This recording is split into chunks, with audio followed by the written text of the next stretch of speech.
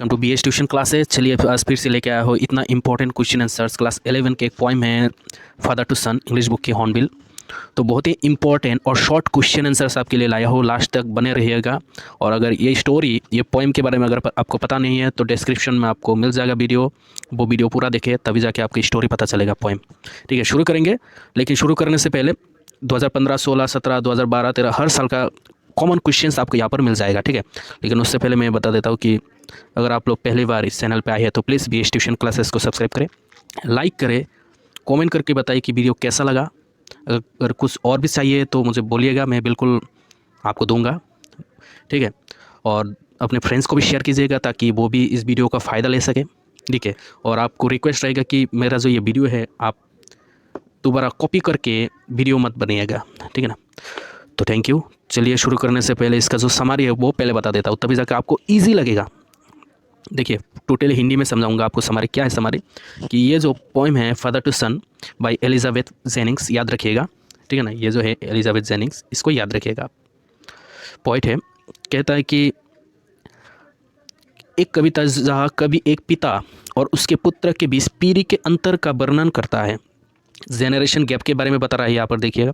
ठीक है, कभी अपने और अपने पुत्र के बीच मौन के संबंध पर एक पिता की पीड़ा व्यक्त करता है। एक पिता कितना मतलब इमोशनल है। जेनरेशन गैप के कारण एक बच्चा अपने पिता से बात नहीं करता है, कितना इमोशनल स्ट्रगल कर रहा है वो पिता। उसे लगता है उसे लगता है कि वो अपने बेटे को नहीं जानता, हालांकि वो कई सालों तक एक साथ रहे हैं। उनके बेटे के साथ उनके अच्छे संबंध थे। जहाँ उनका बेटा छोटा बच्चा था, जैसे जैसे समय बीतता गया उनके बीच दूरियां बढ़ती गई। उनके बीच कोई समझ नहीं थी, उनके बीच म्यूचुअल अंडरस्टैंडिंग ख़त्म हो चुका था, कम्युनिकेट ख़त्म हो चुका था।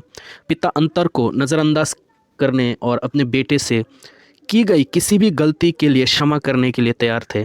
जो पिताजी थे वो अपना बच्चा था, उनके गलती था, वो प्रोडिगल थे, इतना खर्चीला था, फिर भी उनको माफ़ करने के लिए राज़ी था। वो बेटे के मनमुटाव पर अपने दुख को उसके लिए प्यार में बदलना चाहता था। ठीक है, उसका जो दुख है, उसका जो गुस्सा है, वो प्यार में बदलना चाहता था। कौन? पिता। पर बेटे नहीं माना और उसके बेटे के बीच एक प्यार भरा रिश्ता बनाना चाहता था। देखिए, दृष्टिकोण और स्वभाव में गहरे अंतर के बावजूद उन्हें एक ही दुनिया में रहना होगा। जितना भी दुख हो, जितना भी लड़ाई हो, उनको तो रहना एक ही दुनिया में होगा। हाँ, इस दुनिया में ही रहना है दोनों को। दोनों नाखुश है और करीब आना चाहते हैं, लेकिन उनमें से प्रत्येक चाहते हैं कि दूसरा उसे माफ़ कर दे। हर कोई कैसे, पिता क्या चाहता है कि बेटे माफ़ कर दे, आ जाए, और बेटा क्या चाहता है पिताजी माफ़ कर दे, आ जाए। अपने मन में है ये बातें। ठीक है, लेकिन कहता नहीं है किसी के सामने। आपने बहुत सारे फिल्म में देखे होंगे कि एक दूसरे के बात दूसरे को बोलता नहीं, और एक दूसरे में क्या है, गुस्सा है, गुस्सा भरपूर रहता है। ऐसा ही है।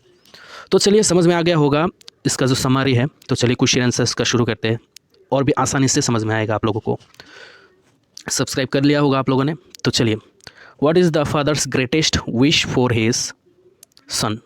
तो देखिए, जो पिताजी का है तीव्र इच्छा, अपने बेटे के लिए एक तीव्र इच्छा थे। किसका? पिताजी का। वो तीव्र इच्छा क्या थे? 2015 में आ चुका है क्वेश्चन, 2 या फिर 3 नंबर का होगा। The father's greatest wish for his son is to be prodigal son who double लिख दिया, देखिए यहाँ पर एक ही होगा। ठीक है, who will very soon return to his father's house, the home which he always knew. तो देखिए यहाँ पर प्रोडिगल का मीनिंग क्या है? प्रोडिगल का मीनिंग होता है एक्स्ट्रा वैकेंट, मतलब खर्चीला। कह रहा है कि उसका जो बेटा है, खर्चीला बेटा है, जो बहुत सारा पैसा खर्च करता है, ऐसे ही बाहर घूमता फिरता है, वो एक दिन अपने पिताजी के पास वापस आ जाएगा। ठीक है, पिताजी से माफ़ी मांगेगा, पिताजी के पास वापस आ जाएगा, यही तीव्र इच्छा थे। तो नेक्स्ट क्वेश्चन क्या है? नेक्स्ट क्वेश्चन है कि how is the father's helplessness brought out in the poem father to son? तो देखिए, नेक्स्ट क्वेश्चन है कि कैसे जो पिताजी एकदम हेल्पलेस थे। ठीक है, how is the father's helplessness brought out in the poem father to son? जो फादर टू सन पोएम है, पिताजी के जो हेल्पलेसनेस को कैसे दिखाया गया है कि पिताजी जो है वो लाचार है। ठीक है, पिताजी जो है वो एकदम लाचार है, उसके कैसे करके दिखाया गया है इस पोएम में। 2017 में आ चुका है, 2011 में आ चुका है, 2012 में, 2013 में आ चुका है। 2 से 3 मार्क का क्वेश्चन है, याद कर लीजिएगा, इसको समझ लीजिएगा, बहुत ही इंपॉर्टेंट है ये वाला। कि पिताजी जो एकदम लाचार थे उसको कैसे दर्शाया गया इस पोएम में। The helplessness of the father is highlighted through the depiction of the emotional struggle that he undergoes. तो यहाँ पर देखिए जो बेबस लाचार बाप है उसका दर्द को, उसके इमोशन को, उसके भावुकता को यहाँ पर दिखाया गया है कि कैसे वो स्ट्रगल कर रहा है, ठीक है, कैसे वो इमोशनली स्ट्रगल कर रहा है। He is aware of the problem and is willing to resolve it. पिताजी को पता था कि प्रॉब्लम क्या है और उस प्रॉब्लम का सोल्यूशन वो चाहते थे कि उसका जो बेटे है वो उनके घर वापस आ जाए, उनसे बात करे, but is unable to do so. लेकिन वो कर नहीं पा रहे थे क्योंकि उसका जो बच्चा है उसके साथ, पिताजी के साथ बात नहीं कर रहा था। सबसे परेशानी यहाँ पर था। He laments how his son has become a stranger to him. वो यहाँ पर अपने दुख को प्रकाश करता है कि कैसे उसका जो पिताजी है रोता है। He laments how his son has become a stranger to him. वो रोता है कि कैसे उनका बेटा एक अपरिचित हो चुका है, स्ट्रेंजर बन चुका है, ठीक है। तो ये आपको समझ में आ गया होगा। देखिए नेक्स्ट क्वेश्चन क्या है। नेक्स्ट क्वेश्चन है कि does the poem father to son talk of an exclusively personal experience और is it fairly universal, give a reason. Reply 2018 में आ चुका है। 2 से 3 मार्क का सवाल है और बहुत ही इंपॉर्टेंट है।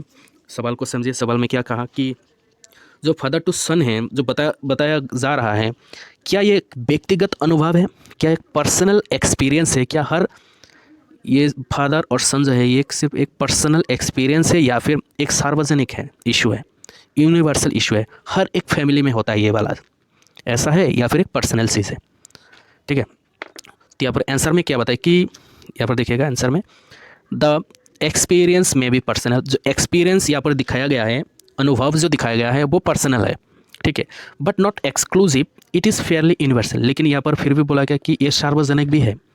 ये चीज़ आपको हर एक फैमिली में दिखाई देगा, कम से कम 40-50% फैमिली में आपको दिखाई देगा कि अपना जो बच्चा जो है वो पिताजी से नाराज़ है, बात नहीं कर रहा है, गुस्सा है, ऐसा दिखाई देगा।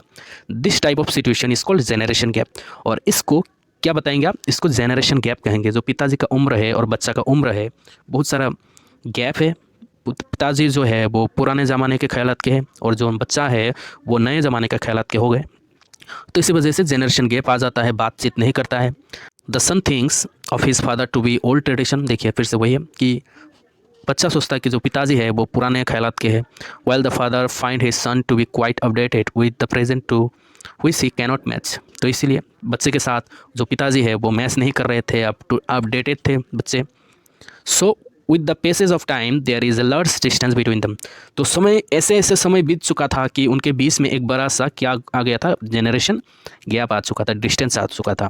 एक दूसरे से बातचीत नहीं कर रहे थे, शर्म भी लगता था, ठीक है। तो चलिए नेक्स्ट सवाल की तरफ। अगर अभी तक सब्सक्राइब नहीं किया साथियों तो प्लीज़ सब्सक्राइब करें, बहुत अच्छा वीडियो बनाने वाला हो आप लोगों के लिए, और घंटी जो है बेल उसको दबा दीजिएगा। नेक्स्ट क्वेश्चन क्या है देखिए। Whom do you hold responsible for the atmosphere of mutual distrust that prevails between the father and the son. तो यहाँ पर देखिए कि किसको आप रेस्पॉन्सिबल समझेंगे। ये जो इतना दूरी जो है दोनों के बीच में, ठीक है, फादर टू सन के बीच में जो दूरी है, डिस्टेंस है, ये किसके कारण हुआ है, ठीक है। डिस्ट्रस्ट मतलब अविश्वास, एक दूसरे में अविश्वास थे इसके वजह से, ठीक है।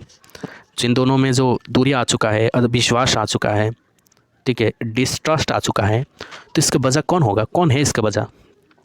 यहाँ पर देखिए 2019 में आ चुका है, तो 2-3 मार्क का होगा। अकॉर्डिंग टू मी, और यहाँ पर बोल सकते हैं कि according to my reading the son is more responsible for the atmosphere of mutual distrust that prevails between that father and the son. देखिए यहाँ पर हम बच्चे को ही दोष देंगे, क्यों? क्योंकि पिताजी तो आगे आ रहे थे ना उनसे बातचीत करने के लिए, पिताजी तो मान रहे थे कि हाँ बेटे वापस आ जाए, ठीक है। ऐसा जो माहौल हुआ है, खराब माहौल, अविश्वास का जो माहौल हुआ है वो बच्चे के लिए हुआ है। The father has tried to develop loving relationship with his son. देखिए जो पिताजी जो थे वो तो ट्राई कर रहे थे ना कि उनका बच्चे के साथ एक सुंदर रिलेशन बनाए, but the son does not seem to care for it. लेकिन बच्चे जो है वो केयर नहीं कर रहे थे। He has not responded to his father's initiative होगा। देखिए यहाँ पर ये वाला, यहाँ पर आप ये दे दीजिएगा, टी दे दीजिएगा। जो पिताजी जो थे इतना मेहनत कर रहे थे वो रेस्पॉन्ड ही नहीं किया। कौन? बच्चे। He behaves with him like stranger, एक अपरिचित के जैसे बिहेव करते थे वो बच्चा। The father wants to forget everything that happened in the past and is willing to accept him, पिताजी वो बच्चा को माफ़ करना चाहते थे, लेकिन फिर भी वो बच्चा समझ नहीं रहे थे, दूर भाग रहे थे पिताजी से, कम्युनिकेट बंद हो चुका था। तो नेक्स्ट क्वेश्चन देखिए, बहुत ही छोटा क्वेश्चन है लेकिन आता है बिल्कुल। Who is the poet of the poem, एक मार्क का एलिजाबेथ जेनिंग्स है। और दूसरा सवाल क्या है देखिए, 2012 में आ चुका है। For how long have the father and the son been staying together in the same house, एक ही घर में कितने सालों तक एक साथ है बच्चा और पिताजी। यहाँ पर कोई ऐसे अगर आप पोएम पढ़ेंगे, एक पार्टिकुलर डेट नहीं है कितने साल तक है, पीरियड नहीं है, लेकिन यहाँ पर ऐसा लिखना पड़ेगा आपको। वहाँ पर ऐसे करके लिखा है कि the father and the son have been staying together 4 years, 4 years मतलब 4 साल नहीं, 4 year मतलब कई सालों से एक साथ है, ठीक है, कई सालों तक एक साथ है। तो नेक्स्ट क्वेश्चन बहुत इंपॉर्टेंट है, 2012 में आ चुका है, 2 से 3 नंबर का होगा। Side the reasons behind the unhappiness of the father, what is his problem. देखिए पिताजी जो अनहैप्पी थे, खुश नहीं थे, इसका रीज़न क्या थे और प्रॉब्लम क्या थे बताइए। द फादर इज़ अनहैप्पी, पिताजी नाराज़ थे बिल्कुल। He doesn't understand his own child, अपने बच्चे को ही नहीं समझ पाए, अपने जो एक बच्चा था उसको समझ नहीं पाए। दो they have been living under the same roof for years, कई सालों से एक ही छत के नीचे रह रहे थे। Yet he knows nothing about his son, फिर भी देखिए ये पिताजी जो थे अपने बच्चे को नहीं समझ सके, जो बच्चा है पिताजी को नहीं समझ सके। The father is eager to build a relationship with his son, ये पिताजी बहुत इच्छुक थे कि अपने बच्चे के साथ फिर से एक रिलेशन बनाए, अच्छा रिलेशन बाप बेटे का। But they cannot share love between them, लेकिन इन दोनों में एक अच्छा रिलेशन बन नहीं पाए, एक दूसरे का जो प्यार है शेयर नहीं कर पाए एक दूसरे पे। The father wishes that his prodigal son would come back to his house, तो प्रोडिगल का मीनिंग तो आपको पता ही होगा, खर्चीला, जो ज़्यादा पैसा खर्च करता हो, जो ऐसे ही बाहर घूमता फिरता है ऐसा। तो ये वही चाहता है कि ये जो प्रोडिगल बच्चा है, खर्चीला बच्चा है, वो जितना ही खर्चीला हो खर्च करे, मुझे टेंशन नहीं है, फिर भी ये बच्चा घर वापस आ जाए मेरे पास, पिताजी ये चाहते थे। नेक्स्ट क्वेश्चन क्या है कि what kind of relationship do the father and the son share, वो पिताजी और बच्चा कैसे टाइप के रिलेशनशिप थे उनके बीच में। और ऐसे करके भी आ सकता है कि why does the father feel that he and his son are like strangers to each other, पिताजी को ऐसा क्यों लगता था कि वो जो बच्चा है और पिताजी एक दूसरे को ऐसा एक अनजान जैसे लग रहे थे, अपरिचित थे ये दोनों, ऐसा करके बोला गया है क्यों। The father and the son share a very cold relationship, जो पिताजी और जो बच्चा है सन है एक दूसरे एकदम ख़राब रिलेशन थे, इतना अच्छा रिलेशन नहीं थे। देखिए मेरे हिंदी में थोड़ा सा परेशानी हो सकता है क्योंकि आपको पता ही है कि मैं नॉर्थ की साइड से नहीं हूँ, वेस्ट साइड से भी नहीं हूँ इंडिया के, और साउथ साइड से भी नहीं हूँ, मैं ईस्ट इंडिया से हूँ, तो थोड़ा सा हिंदी का तो फ़र्क पड़ेगा ही पड़ेगा, ठीक है। फिर भी मैं चाहता हूँ आप लोग अच्छे से समझें, मैं धीरे धीरे बताऊँगा। उसके बाद there is no air of understanding between them, तो एक दूसरे में अंडरस्टैंडिंग नहीं था, मन मुटाव था। They do not even communicate, एक दूसरे से बात नहीं करते थे। They are like strangers to each other, तो एक दूसरे के लिए अपरिचित थे, एक ही घर में थे फिर भी अपरिचित थे। नेक्स्ट क्वेश्चन ऐसे टाइप क्वेश्चन से कभी कभी 4 मार्क आ जाता है, कभी कभी 8 मार्क आ जाता है, ठीक है। तो 2016 में आ चुका था, ये बहुत ही कॉमन है, आप और भी होगा पढ़ लीजिएगा, ज़्यादा नहीं दिया, ये ईजी है, आप लोग देखिएगा क्वेश्चन उठा के 2011 से इतना क्वेश्चन है, देख लीजिएगा। पूरा नहीं दे पा रहा हूँ क्योंकि बहुत बड़ा हो जाता वीडियो, तो ये दे रहा हूँ एक एग्जांपल के हिसाब से। तो देखिए एक पोएम है, लिखा हुआ है कि silence surrounds us, I would have him prodigal returning to his father's house, the home he knew rather than see him make and move his word, I would forgive him too shaping from sorrow a new love. तो देखिए यहाँ पर क्या बोला जा रहा है, ये तो समझ में आ गया होगा। तो क्वेश्चन है कि why does the father say that silence surrounds us, तो साइलेंट सराउंड्स अस देम के हिसाब से इसका मतलब क्या है।